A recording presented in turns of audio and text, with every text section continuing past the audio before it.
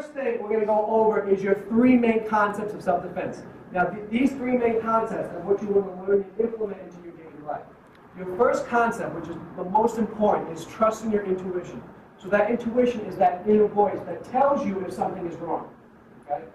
The thing we do that's different from any other animal around is we hear the inner voice. So if Sensei Samantha is walking towards me, she's being aggressive, and I don't know her, I get that inner voice that says something's wrong here. But what do? I don't want to be rude, so I ignore it. All right? And then pretty soon she comes up, she punches me in the face, and then that was a bad decision by me.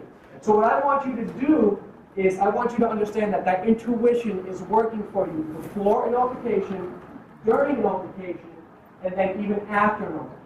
So the only job that you have is to listen to it, trust that what it's saying is true, and then act upon it.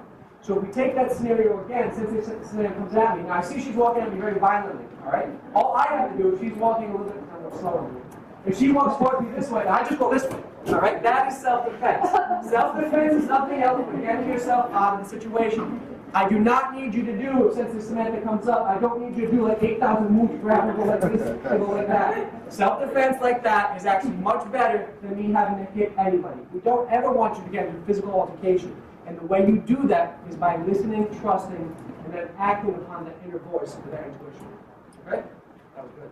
Very good. All right, so the second thing is being aware of your surroundings. So I want to make sure I know where my exits are right now. So right now, it would be very hard for me to get out of this building because I have a myriad of people in front of me. And the guy in the blue shirt looks really big. Looks like he did legs the other day.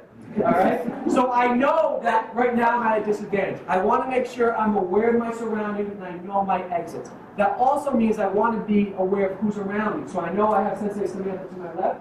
I have Sensei Brian to my right. All right? I want to make sure that if I think Sensei Brian has some anger against me, if he has some anger against me, I don't want to turn my back to him because I'm not aware of my surroundings. So what I would do is I would just kind of back up so I can see him. Because if I can see him, I can defend myself. All right, so you're always aware of your surroundings. The third thing is if I'm in a physical altercation, so if somebody's attacking me, I have the right to defend myself. All right? So you can fight back. So if Sensei Samantha comes and she goes to grab me, I can defend myself from this position. It doesn't mean I have to maim her for life, but it could mean that she comes up to me and I get scared and I just poke her in the eye. And then I look at her, I see that she can't see me, and then I just stroll away. All right?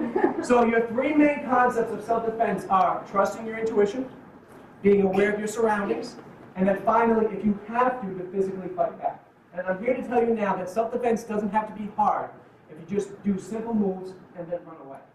Okay? Good? So we have intuition, aware of your surroundings, and then we have fighting back. Good? Good. All right, so now here's the